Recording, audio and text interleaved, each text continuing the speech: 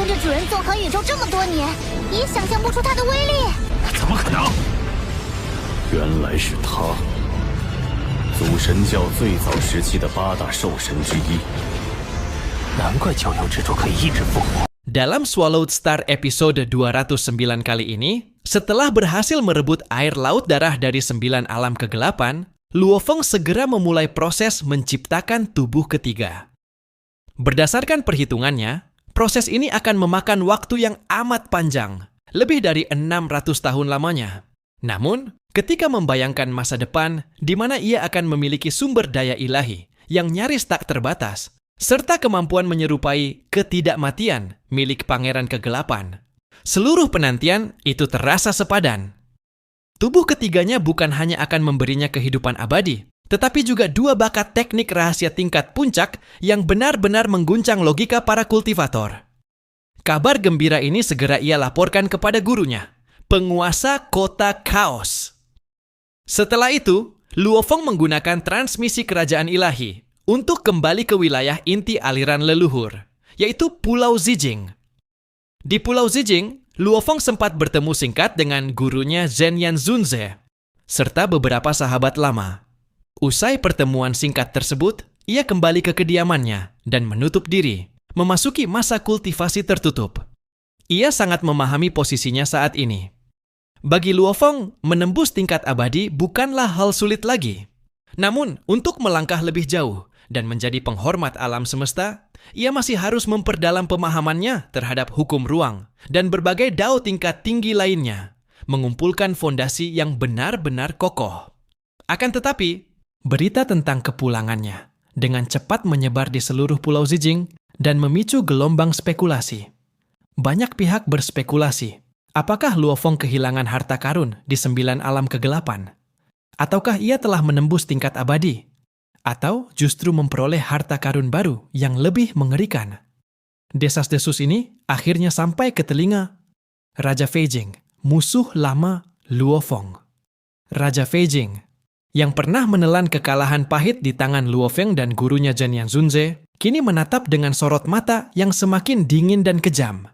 Amarah karena gagal membalas dendam kepada Zhenyan Zunze, sepenuhnya ia alihkan kepada Luo Feng. Dalam diam, ia menunggu kesempatan untuk mencuci rasa malu itu dengan darah. Waktu berlalu. Sejak kepulangannya dari 9 alam kegelapan, tanpa disadari 500 tahun telah berlalu dalam kultivasi mendalam. Pada suatu hari, Luo Feng akhirnya melangkahkan kaki ke sebuah tempat legendaris di dalam wilayah aliran leluhur, Tanah Harta Karun. Wilayah ini dipenuhi pegunungan luas tanpa batas, danau-danau yang bertebaran bak bintang di langit malam. Konon, tempat ini menyimpan harta karun yang ditinggalkan para ahli puncak aliran leluhur dari generasi ke generasi, menunggu para pewaris yang ditakdirkan. Begitu Luo Feng muncul, keributan kecil langsung terjadi. Sebagai Raja Dao He, namanya telah lama menjadi legenda di aliran leluhur. Terlebih lagi, sejak kepulangannya yang misterius dari 9 alam kegelapan, ia jarang menampakkan diri. Kini, kemunculannya di tanah harta karun langsung menarik perhatian tak terhitung banyaknya pewaris dari berbagai ras. Tatapan yang tertuju padanya beragam. Ada rasa ingin tahu, ada kekaguman, namun tak sedikit pula yang menyimpan kecemburuan dan niat permusuhan tersembunyi. Menghadapi semua itu, Luo Feng hanya tersenyum tipis. Tujuan kedatangannya sangat jelas. Berdasarkan perhitungannya, tubuh ketiganya akan selesai diciptakan dalam waktu 100 tahun lebih sedikit. Setelah itu, ia akan segera menembus tingkat abadi. Masalahnya, beberapa harta karun kuno kemungkinan hanya bisa diaktifkan oleh pewaris tingkat penguasa alam. Jika ia sudah menjadi abadi, maka kesempatan ini bisa lenyap begitu saja. Dengan prinsip sederhana, kalau bisa diambil, kenapa tidak? Luo Feng memutuskan untuk menjelajahi tanah harta karun sebelum menembus batas tersebut. Target pertamanya sangat jelas. Ia langsung menuju puncak tertinggi dan paling terkenal di wilayah ini. Menurut legenda, 108 harta karun besar tersembunyi di 108 puncak tertinggi tanah harta karun. Hingga kini, 42 di antaranya telah diambil. Adapun harta karun di puncak tertinggi, konon diletakkan langsung oleh salah satu leluhur. Dengan syarat yang begitu kejam, hingga belum pernah ada satupun yang berhasil membukanya. Langkah Luo Feng memicu semakin banyak perbincangan. Banyak pewaris menganggap manusia ini terlalu ambisius. Di kejauhan, di atas puncak lain, Raja Feijing menatap Luo Feng dengan sorot mata penuh kebencian. Permusuhannya dengan Luo Feng dan Zhen Yanzunze telah mengakar dalam. Melihat Luo Feng langsung menuju puncak tertinggi, ia mendengus menghina, yakin bahwa Luo Feng pasti akan gagal. Dan memang, sesuai dugaan banyak orang, Luo Feng hanya berhenti sejenak di puncak tertinggi. Tanpa reaksi apapun. Percobaan pertamanya berakhir dengan kegagalan. Namun Luo Feng sama sekali tidak kecewa. Ia bergerak sesuai ritmenya sendiri, mengunjungi satu demi satu puncak tinggi, serta danau-danau misterius. Dari puncak pertama, kedua, hingga puncak ke-60, proses ini berlangsung lebih dari 10 jam. Melihat Luo Feng terus gagal, Raja Feijing tak bisa menahan senyum puas. Ia bahkan menyatakan dengan yakin kepada rekan-rekannya bahwa syarat membuka harta karun ini jelas tidak sesederhana itu. Namun, perubahan tak terduga akhirnya terjadi. Ketika Luo Feng melangkah ke puncak ke-106, di saat kedua kakinya menyentuh puncak gunung, boom! Seluruh gunung bergetar hebat. Fenomena ini langsung mengguncang seluruh tanah harta karun. Tak terhitung pewaris melesat ke udara, menatap ke arah sumber getaran dengan wajah penuh keterkejutan. Pada saat yang sama, Danau Aurora 5 warna, harta pelindung utama aliran leluhur, ikut bereaksi. Ribuan berkas cahaya aurora yang mengandung kekuatan tak terbayangkan jatuh dari langit seperti hujan meteor, membentuk tirai cahaya megah yang menyelimuti seluruh gunung. Di puncak dan lereng gunung sebenarnya masih ada beberapa pewaris lain. Awalnya mereka mengira merekalah yang memicu keajaiban ini. Namun, di detik berikutnya, kekuatan Danau Aurora 5 warna langsung mengusir mereka keluar. Pada akhirnya, hanya satu orang yang tersisa di dalam tirai cahaya itu. Dialah Raja Daohe, Luo Feng. Di kejauhan, wajah Raja Feijing berubah pucat dan muram. Giginya gemeretak menahan amarah, namun ia tak mampu berbuat apa-apa. Di puncak gunung yang diselimuti aurora, sebuah batu raksasa perlahan terangkat, memperlihatkan lubang hitam pekat di bawahnya. Dari dalam, sebuah cincin dunia berwarna hitam melayang keluar, berhenti tepat di hadapan Luo Feng. Luo Feng menarik napas dalam-dalam, menekan gejolak emosinya, lalu perlahan mengulurkan tangan. Sebuah harta karun puncak lainnya resmi jatuh ke tangannya. Dengan tenang, Luo Feng mengulurkan tangan, menerima cincin dunia itu, lalu segera mengikatnya sebagai pemilik. Di dalam dunia kecil yang tersimpan di dalam cincin, tampak sebuah kapal kuno raksasa berlabuh dengan sunyi. Panjangnya mencapai 120.000 kilometer, dengan lebar hampir 30.000 kilometer. Seluruh tubuh kapal memancarkan kilau perak yang lembut, berdesain kuno dan agung. Tidak menyerupai pesawat antariksa berteknologi tinggi, melainkan lebih mirip kapal dewa dalam mitologi kuno. Saat seberkas kekuatan jiwa Luo Feng menyatu ke dalamnya, gelombang informasi yang sangat besar langsung mengalir ke dalam pikirannya. Sekejap kemudian, mata Luo Feng berbinar penuh kegembiraan. Kapal ini bernama Kapal Ilusi Perak Yin-Qiu. Sebuah harta berat kelas puncak jenis istana terbang. Nilainya bahkan cukup untuk menyaingi sebuah harta karun sejati tingkat biasa. Fungsinya sangat mirip dengan istana serigala langit milik ras iblis. Selama berada di dalam kapal ini, serangan fisik musuh hampir sepenuhnya terisolasi, sementara serangan jiwa akan sangat dilemahkan. Meski kemampuan manuvernya tidak terlalu lincah, kecepatan akselerasi lurus dan kemampuan melarikan diri kapal ini berada di tingkat yang mencengangkan. Luo Feng tak bisa menahan diri untuk bergumam dalam hati. Jika dahulu, saat ia dikejar mati-matian oleh Raja Feijing, ia sudah memiliki kapal ini, maka keadaan pasti akan sepenuhnya berbeda. Bahkan bagi penguasa alam semesta, menghancurkan sebuah harta berat kelas puncak seperti ini tetap membutuhkan usaha besar. Dengan perasaan gembira, Luo Feng memberinya nama yang lebih mudah diingat. Galaksi. Ia membayangkan masa depan. Ketika dirinya telah menembus tingkat abadi, ia akan mengendarai kapal kuno galaksi untuk menjelajahi kosmos tanpa batas. Dan kelak, ketika kekuatannya cukup untuk menggerakkan menara bintang, kapal ini dapat digunakan sebagai alat transportasi terbuka, tanpa menarik perhatian berlebihan. Sempurna. Namun, tepat ketika ia masih tenggelam dalam kegembiraan, seberkas aurora kecil melayang mendekat dan menyentuh dahinya dengan lembut. Seketika, sebuah pesan suara langsung masuk ke dalam kesadarannya. Pemilik suara itu mengaku sebagai penguasa arak. Nada suaranya bebas, liar, dan sama sekali tidak terikat oleh aturan. Ia mengatakan bahwa dirinya tidak memiliki ras maupun ikatan, dan merasa bahwa Luo Feng memenuhi syarat yang hampir mustahil. Seorang penguasa alam, memiliki kehormatan dunia, menantang ujian binatang leluhur hingga 1000 kemenangan, serta telah menyempurnakan setidaknya 3 lapisan warisan binatang leluhur. Karena itulah, ia menganggap Luo Feng sebagai jenius langka, dan dengan sengaja meninggalkan kapal ini untuk pewaris sepertinya. Rasa ingin tahu bercampur hormat langsung muncul di hati Luo Feng. Ia segera melakukan pencarian melalui alam semesta virtual. Hasilnya membuatnya terkejut, sekaligus terdiam lama. Penguasa arak ternyata adalah binatang leluhur alami yang telah lama gugur, salah satu dari 8 binatang leluhur tertua dalam aliran leluhur. Keberadaan yang begitu kuno, begitu kuat, pada akhirnya pun lenyap ditelan arus waktu.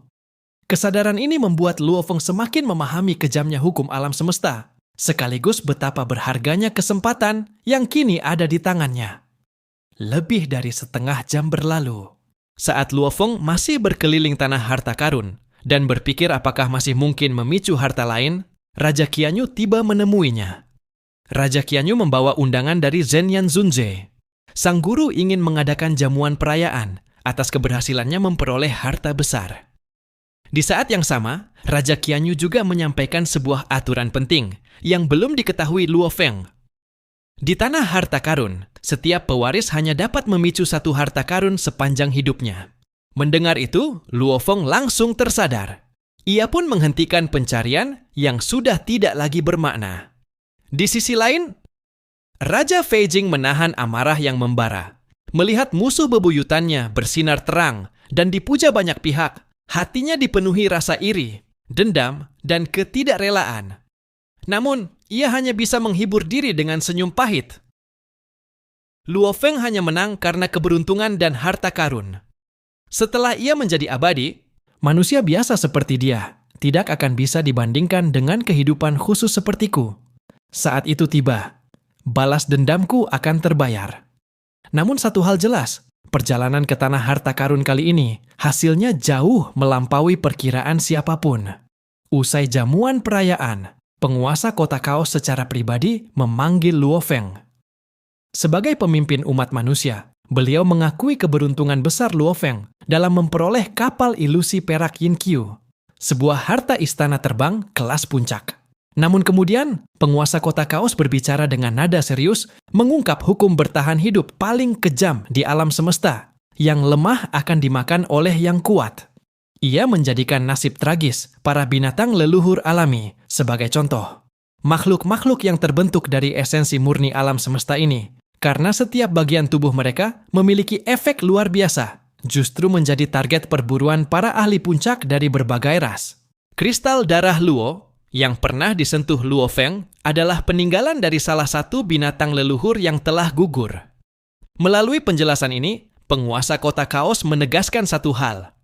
Di tengah persaingan tak berujung antar triliunan ras, hanya dengan terus menjadi lebih kuat, seseorang dapat menjadi penopang sejati bagi rasnya. Ia juga menjelaskan bahwa hukum alam semesta menetapkan batas-batas mutlak. Ketika Luo Feng bertanya tentang cara menembus batas tersebut, ia diberikan beberapa jalan yang sangat sulit. Merebut tubuh kehidupan khusus, atau menciptakan tubuh klon kehidupan khusus. Secara khusus, beliau mengingatkan, Luo Feng sebagai seorang pejuang hitam, ia harus menggabungkan kristal darah Luo hingga batas maksimal sebelum menembus tingkat abadi. Sebagai dukungan, penguasa kota kaos bahkan berjanji akan menyediakan darah binatang leluhur sebagai sumber daya. Begitu pertemuan berakhir, Luo Feng segera bertindak tanpa ragu. Tubuh binatang bertanduk emas miliknya berhasil menggabungkan total 380 kristal darah Luo. Ketika kekuatan darah Luo yang menyebar ke seluruh tubuhnya diaktifkan, terjadi perubahan drastis yang mengguncang fondasi kehidupan. Tingkat gen kehidupannya melonjak dari 480 kali menjadi sekitar 6.400 kali lipat. Gelombang kekuatan yang belum pernah ia rasakan sebelumnya memenuhi tubuhnya. Luo Feng dapat dengan jelas merasakan dirinya kini telah melangkah ke tingkat yang benar-benar berbeda. Ia pun mulai memperkirakan bahwa jika suatu hari binatang bertanduk emas berhasil menggabungkan 1000 kristal darah Luo, maka tingkat gen kehidupannya berpotensi menembus sekitar 10.000 kali lipat. Sebuah level yang benar-benar mencengangkan. Sebaliknya, tubuh asli manusia bumi Luo Feng memiliki keterbatasan yang jauh lebih rendah. Ia hanya mampu menggabungkan 82 kristal darah Luo sebelum mencapai batas absolut. Demi mencapai kesempurnaan teoretis 100 kristal, Luo Feng pun mengajukan permohonan penggunaan darah binatang leluhur. Hasilnya luar biasa. Ia berhasil dengan mudah menggabungkan 18 tetes darah binatang leluhur, melengkapi jumlah 100 kristal darah Luo secara sempurna. Saat tubuh manusia bumi itu menggerakkan kekuatan darah Luo, tingkat gen kehidupannya langsung menembus lebih dari 3.000 kali lipat. Peningkatan sistematis ini membuat Luo Feng memperoleh sebuah pemahaman yang sangat mendalam. 9 ujian rahasia itulah fondasi sejati yang memungkinkannya menembus batas hukum alam semesta biasa, menyamai, bahkan melampaui kehidupan khusus tingkat puncak. Kristal darah Luo dan darah binatang leluhur memang sangat kuat. Namun pada akhirnya, semua itu hanyalah pelengkap di atas fondasi utama. Setelah binatang bertanduk emas memperoleh modal untuk menggilas kehidupan khusus setingkat, dan tubuh manusia bumi menyelesaikan penguatan krusialnya, Luo Feng pun menenangkan hati dan pikirannya, menunggu saat paling penting, kelahiran tubuh ketiga. Waktu berlalu tanpa suara. Setelah lebih dari 600 tahun masa pengandungan, tibalah momen yang dinanti. Kesadaran Luo Feng dipenuhi antisipasi. Krak! Cangkang itu hancur sepenuhnya. Dari dalamnya, sebuah sosok raksasa setinggi hampir 10.000 kilometer muncul di angkasa. Tubuh itu sempurna. Kulitnya putih bersih dan berkilau seperti giok ilahi, sementara di baliknya tampak urat-urat darah samar yang mengalir perlahan, memancarkan keindahan misterius sekaligus aura iblis yang menakjubkan. Namun, kejutan terbesar belum berakhir. Luo Feng segera menyadari sebuah fakta yang membuat jantungnya hampir berhenti. Tubuh ketiga ini adalah kehidupan berdaging dan berdarah. Kebahagiaan luar biasa langsung membanjiri seluruh kesadarannya. Karena hanya kehidupan berdaging dan berdarah yang dapat mengkultivasi 9 ujian rahasia. Setelah menenangkan diri, Luo Feng mulai meneliti tubuh baru ini secara menyeluruh. Ia menamainya tubuh pemisah laut gelap. Sosok raksasa setinggi hampir 10.000 kilometer itu duduk bersila di hamparan padang rumput, bagaikan patung dewa purba yang menjulang megah. Ketika Luo Feng semakin dalam merasakan misteri tubuh ini, ia menemukan fakta yang jauh lebih mengejutkan. Tubuh pemisah laut gelap memiliki 2 bakat teknik rahasia. Bakat teknik rahasia pertama, Mesesioptes. Menjadi laut, teknik ini memungkinkan tubuh ketiga berubah seketika menjadi samudera raksasa dengan diameter sangat besar. Dalam wujud laut, ia mampu mengendalikan ruang dan waktu di sekitarnya. Kemampuan ini akan terus meningkat seiring pertumbuhan kekuatan. Pada puncaknya, laut ini dapat menjadikan wilayah tempat ia berada sebagai zona terlarang absolut, persis seperti penguasa 9 kegelapan. Bakat teknik rahasia kedua, penciptaan. Dalam kondisi menjadi laut, tubuh ini dapat menggunakan energi darah dan dagingnya sendiri sebagai fondasi, mengombinasikan gen kehidupan untuk menciptakan makhluk hidup baru.